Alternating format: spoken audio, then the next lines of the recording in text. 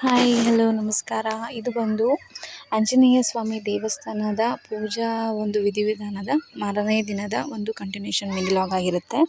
ಯಾರೆಲ್ಲ ಹಿಂದಿನ ವ್ಲಾಗ್ ನೋಡಿಲ್ವೋ ಅವರೆಲ್ಲನೂ ಸಹಿತ ನನ್ನ ಒಂದು ಯೂಟ್ಯೂಬ್ ಚಾನಲಲ್ಲಿ ಪಲ್ವಿಕ್ ವಿಲೇಜ್ ವ್ಲಾಗ್ ಯೂಟ್ಯೂಬ್ ಚಾನಲಲ್ಲಿ ಇದೆ, ಹೋಗಿ ಚೆಕ್ ಮಾಡಿಕೊಂಡು ನೋಡ್ಕೊಳ್ಳಿ. ಆ್ಯಂಡ್ ಈ ವ್ಲಾಗಲ್ಲಿ ಬಂದು ಸೆಕೆಂಡ್ ಡೇ ಜಲವಾಸನ ಒಂದು ಮಾಡಿದ್ದಾರೆ. ಜಲವಾಸ ಮಾಡಬೇಕಾದ್ರೆ ನಮಗೇನು ಮಾಡ್ತಾರೆ, ಹೆಣ್ಮಕ್ಳನ್ನ ಮೇಲ್ಗಡೆ ಬಿಡೋದಿಲ್ಲ. ಹನುಮಂತ ದೇವರಿಗೆ ಯಾವುದೇ ತರಹದ ಅಲಂಕಾರ ಬೆಳಗಿನ ಜಾವ ಮಾಡಬೇಕಾದ್ರೆ ನಾವು ಹೋಗಿರಲ್ಲ. ಅಲಂಕಾರ ಎಲ್ಲ ಸಂಪೂರ್ಣವಾಗಿ ಮುಗ್ದಾದ್ಮೇಲೆ ನಾವು ನಮಸ್ಕಾರ ಮಾಡ್ಕೊಳ್ಳೋಕ್ಕೆ ಅಂತ ಮೇಲೆ ಹೋಗ್ತೀವಿ. ಹಾಗೆ ಜಲವಾಸನೂ ಸಹಿತ ಮಾಡಿ ಮುಗಿಸಿದ್ರು. ಅದೆಲ್ಲ ಆದಮೇಲೆ ನಾವು ನಮಸ್ಕಾರ ಮಾಡಿಕೊಂಡು ಮನೆಗೆ ಬಂದು ಮನೆ ಕೆಲಸ ಎಲ್ಲ ಮುಗಿಸ್ಕೊಂಡ್ವಿ. ಅದು ಆದಮೇಲೆ ಥರ್ಡ್ ಡೇ ಕೂಡ ವಸ್ತ್ರದಲ್ಲಿ ಅಲಂಕಾರವನ್ನು ಮಾಡ್ತಾರೆ. ವಸ್ತ್ರ ಅಲಂಕಾರ ಮಾಡಬೇಕಾದ್ರೆ ನಮ್ಮ ಮನೆಯವರು ಹೋಗಿದ್ದರು, ಹಾಗಾಗಿ ಅವರು ಕಂಪ್ಲೀಟಾಗಿ ವೀಡಿಯೋನ ಮಾಡಿದ್ದಾರೆ. ಏನಂತಂದರೆ ನಾವ್ಯಾರು ಮೇಲ್ಗಡೆ ಹೋಗೋಕ್ಕಾಗದೇ ಇರೋದ್ರಿಂದ ನಮಗೆ ಅದು ವೀಡಿಯೋ ಅಂತೂ ಸಿಗಲ್ಲ. ನಮ್ಮ ಮನೆಯವರು ಹೋಗಿದ್ದರಿಂದ ಅವರು ಕಂಪ್ಲೀಟ್ಲಿ ವೀಡಿಯೋ ಅಲಂಕಾರದ್ದು ವೀಡಿಯೋನ ಮಾಡ್ಕೊಂಡಿದ್ದಾರೆ. ಅವರು ಸಹಿತ ಪೂಜೆಯಲ್ಲಿ ಭಾಗವಹಿಸಿದ್ದಾರೆ. ಯಾಕಂತಂದರೆ ಸ್ನಾನ ಮಾಡಿ ಅವರು ಸಹಿತ ರೆಡಿಯಾಗಿದ್ದರು ಮಡಿ ಉಟ್ಟು.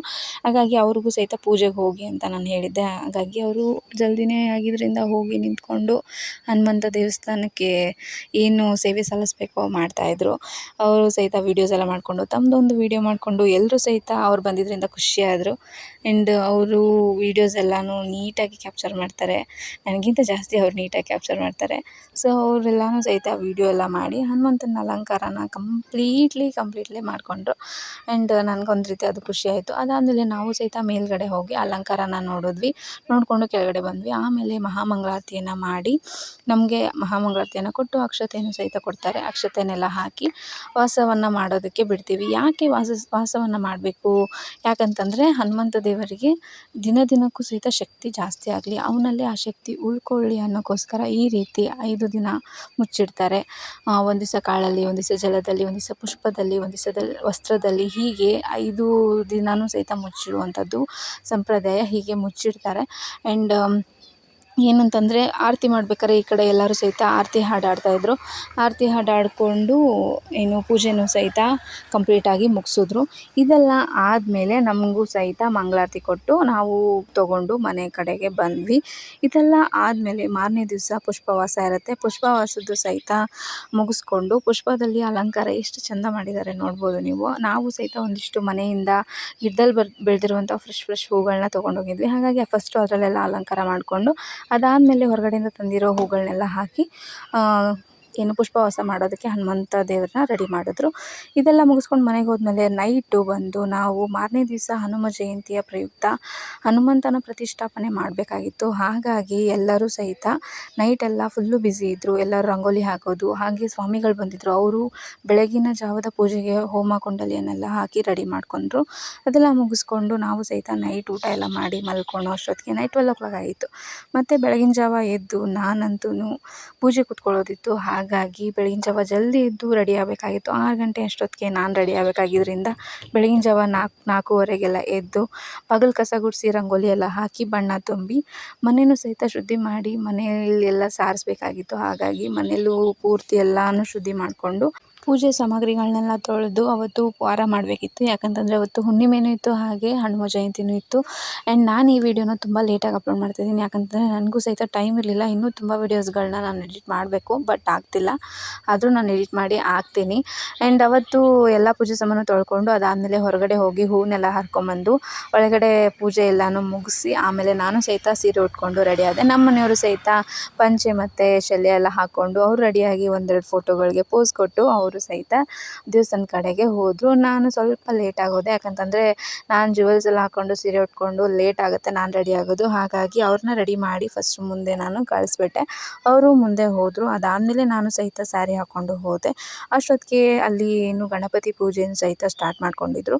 ಗಣಪತಿ ಪೂಜೆ ಎಲ್ಲ ಮುಗಿಸಿ ಅದಾದಮೇಲೆ ಹೋಮ ಕುಂಡಲಕ್ಕೆ ಪೂಜೆ ಮಾಡೋದಕ್ಕೋಸ್ಕರ ಇಲ್ಲಿ ಕೆಳಗಡೆ ಹೋಮದ್ದು ರೆಡಿ ಮಾಡ್ಕೊತಾ ಇದ್ರು. ಒಳಗಡೆ ನವಗ್ರಹ ಪೂಜೆ ನಡೀತಾ ಇತ್ತು. ಒಳಗಡೆ ನವಗ್ರಹ ಪೂಜೆ ನಡೆಯೋಷ್ಟರೊಳಗಡೆ ಈ ಕಡೆ ಹಾಡನ್ನು ಸಹಿತ ಹಾಡೋದಕ್ಕೆ ಹೆಣ್ಮಕ್ಳು ಸ್ಟಾರ್ಟ್ ಮಾಡಿದರು. ಅದೆಲ್ಲ ಆದಮೇಲೆ ಈ ಕಡೆ ನಮಗೂ ಸಹಿತ ಹೋಮದ ಮುಂದೆ ಕೂರಿಸಿದ್ರು. ಕೂರಿಸಾದ್ಮೇಲೆ ಮದುವೆಗೆ ಹೇಗೆ ನಮಗೆ ಕೂರಿಸಿ ಹಾರ ಬದಲಾಯಿಸ್ತಾರೋ ಅದೇ ರೀತಿ 5 ಜೋಡಿಗಳನ್ನೂ ಸಹಿತ ನಮಗೆ ಸೆಲೆಕ್ಟ್ ಮಾಡಿ ಹೋಮಕ್ಕೆ ಕೂರಿಸಿದ್ರು. 5 ಜೋಡಿಗಳಿಗೂ ಸಹಿತ ಹಾರ ಎಕ್ಸ್ಚೇಂಜ್ ಮಾಡಿಸಿ ಹೋಮದ ಒಂದು ರೀತಿ ರಿವಾಜನ್ನು ಸಹಿತ ಸ್ಟಾರ್ಟ್ ಮಾಡಿದ್ರು.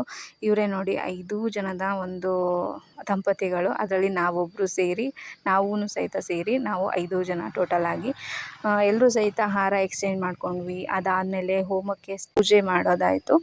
ಅದಾದಮೇಲೆ ಗಣಪತಿಗಾಗಲಿ ಅಗ್ನಿದೇವನಿಗಾಗಲಿ ಎಲ್ಲದಕ್ಕೂ ಗಂಗೆಗೆ ಎಲ್ಲದಕ್ಕೂ ಸಹಿತ ನಮ್ಮ ಕೈಲಿ ಪೂಜೆಯನ್ನು ಮಾಡಿಸಿದ್ರು. ಪೂಜೆ ಎಲ್ಲ ಮಾಡಿಸಾದ್ಮೇಲೆ ಹೋಮನೂ ಸಹಿತ ಸ್ಟಾರ್ಟ್ ಮಾಡಿಕೊಂಡ್ರು. ಹೋಮ ಅಂತೂ ತುಂಬ ಅಂದರೆ ತುಂಬ ಚೆನ್ನಾಗಿ ನಡೆಸ್ಕೊಟ್ರು. ಆ್ಯಂಡ್ ಹೋಮಕ್ಕೆ ನಮ್ಮ ಕೈಲೇ ಎಷ್ಟು ಚೆನ್ನಾಗಿ ಹೂವು, ಅಕ್ಷತೆ, ಆಮೇಲೆ ನವಧಾನ್ಯಗಳನ್ನು ಸಹಿತ ಹಾಕಿಸಿ ನಮ್ಮ ಕೈಲೇ ಮಂತ್ರ ಘೋಷಣೆಗಳನ್ನೆಲ್ಲ ಹೇಳಿಸಿ ಪೂಜೆನೂ ಸಹಿತ ಮಾಡಿಸಿದ್ರು.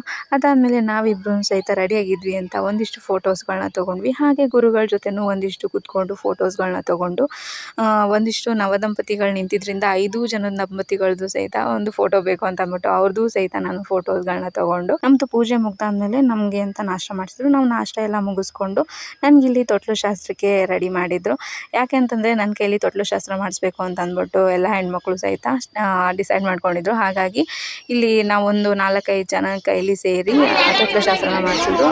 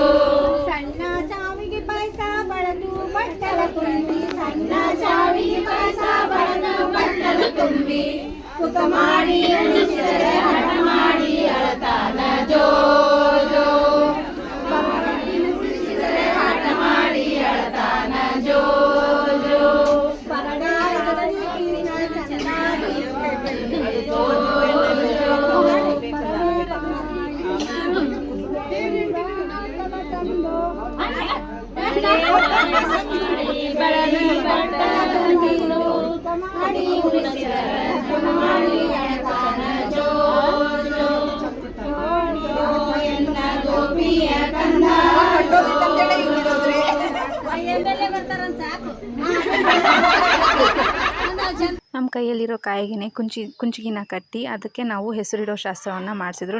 ಹೀಗೆ ಹಾಡೆಲ್ಲ ಹಾಡಿ ಮಲಗಿಸಿ ನಮಗೂ ಸಹಿತ ಉಡಿ ಎಲ್ಲ ತುಂಬಿದ್ರು. ಇದೆಲ್ಲ ಆದಮೇಲೆ ನಾವು ಸಹಿತ ಮನೆಗೆ ಹೋಗಿ ಸಾರಿ ಎಲ್ಲ ಚೇಂಜ್ ಮಾಡಿಕೊಂಡು ದೇವಸ್ಥಾನಕ್ಕೆ ಬಂದ್ವಿ. ಈ ಕಡೆ ನಮ್ಮ ಮಾವನವರು ಬಂದಿದ್ದರು. ಇವ್ರು ಬಂದು ವಿಜಯಾನಂದ ಕಾಶ್ಯಪ್ನವರು MLA, ಹುನಗುಂದ ಕ್ಷೇತ್ರಕ್ಕೆ MLA ಇವರು. ಆ್ಯಂಡ್ ಇವ್ರು ಬಂದು ನಮ್ಮ ಅಜ್ಜಿಯ ತಂಗಿ ಮಗ ಆಗಬೇಕು, ನಮಗೆ ಸ್ವಂತ ಮಾವನೇ ಆಗಬೇಕು.